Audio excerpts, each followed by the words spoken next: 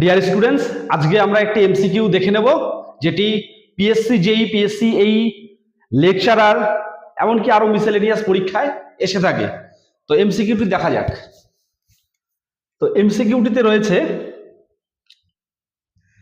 The maximum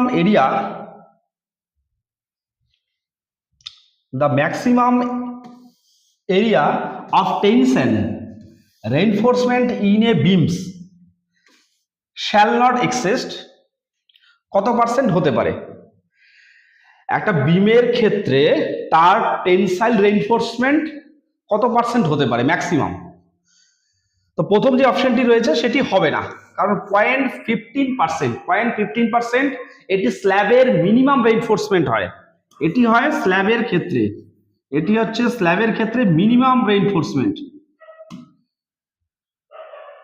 তবু এটার ভাগ রয়েছে। যদি মাইল স্টিল হয় তাহলে পরে কিন্তু 0.15%। আর যদি HYSD হয়, যদি HYSD বার আমরা ইউজ করি তাহলে এটি হবে 0.12%।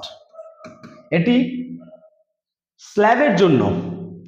এই অপশনটি তো কোনো মতেই নয়, না মিনিমাম না ম্যাক্সিমাম, বিম কলাম স্ল্যাবের ক্ষেত্রে কোনোটার জন্যই নয়।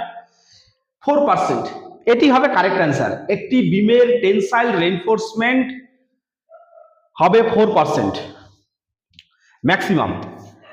এর মিনিমাম কত হবে? মিনিমাম যদি আমি এখানে বলি তাহলে সেটি আমাদের ফর্মুলা একটা রয়েছে, সেই ফর্মুলা দিয়ে বার করতে হবে।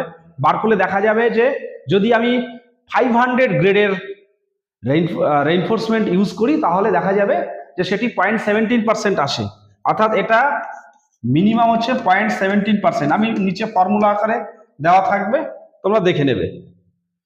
তাহলে এবার আমি তোমাদের এটার জন্য এর পাশাপাশি আরো সেম দুটো কোশ্চেন আসে, সেই কোশ্চেন দুটো কি কি একবার দেখে নেব। এদের মধ্যে একটি হলো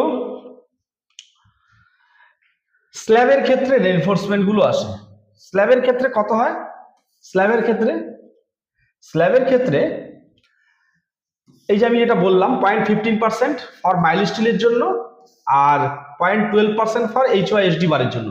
তো এক্সামে যদি বলে না দেয়, তোমাকে শুধু যদি বলে দেয় যে মিনিমাম রেইনফোর্সমেন্ট ফর স্ল্যাব, তাহলে কিন্তু তোমরা এইটা লিখবে, 0.15%টাই লিখবে।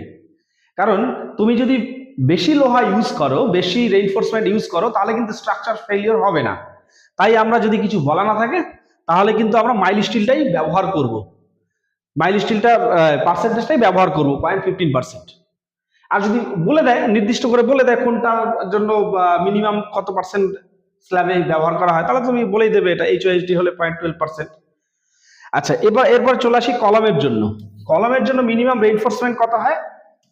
0.8% আর ম্যাক্সিমাম হবে 6%। ভেরি ভেরি ইম্পর্টেন্ট, এখান থেকেও এমসিকিউ আসে। কলামের জন্য মিনিমাম রেইনফোর্সমেন্ট কত, ম্যাক্সিমাম রেইনফোর্সমেন্ট কত? ঠিক আছে, মিনিমাম 0.8, ম্যাক্সিমাম হচ্ছে 0.6। এরপরে আমরা চলে যাব হলো বিমের জন্য। বিমের জন্য আমরা যদিও দেখে নিয়েছি, তো এখানে আমি যে ফর্মুলাটা দেখাতে চাইলাম সেই ফর্মুলাটা এখানে করে রাখা আছে। ফর্মুলাটা কিরকম? ফর্মুলাটা হলো 0.85 ডিভাইডেড বাই FY, সেটাকে আমরা পার্সেন্টেজে রিপ্রেজেন্ট করলেই আমরা পেয়ে যাব কত পার্সেন্ট রেইনফোর্সমেন্ট ব্যবহার করতে হবে। এখানে FY হচ্ছে আমি কত গ্রেডের লোহা ইউজ করছি। যদি আমি 500 গ্রেডের রেইনফোর্সমেন্ট ইউজ করি তাহলে এই ভ্যালুটা মোটামুটি দাঁড়ায় 0.17%। আর যদি এর থেকে বেশি গ্রেডের ইউজ করো, 550D বা 600D ইউজ করো, তাহলে পরে যেই ভ্যালুটা আসবে তোমরা ক্যালকুলেটরে ক্যালকুলেশন করে দেখে নেবে, মুখে মুখে করে দেখে নিতে হবে। আর ম্যাক্সিমাম পার্সেন্টেজ কত হয় সেটা 4%, সেটা আমাদের IS কোড থেকে আমরা জানতে পারি। তো এখানে ছোট্ট করে বলা রয়েছে ইম্পর্টেন্ট নোট, তো এটা তোমরা দেখে নেবে। এই নোটটি তোমরা ডেসক্রিপশন লিঙ্কে পেয়ে যাবে। তো নেক্সট দেখা হচ্ছে পরবর্তী কোনো টপিক নিয়ে।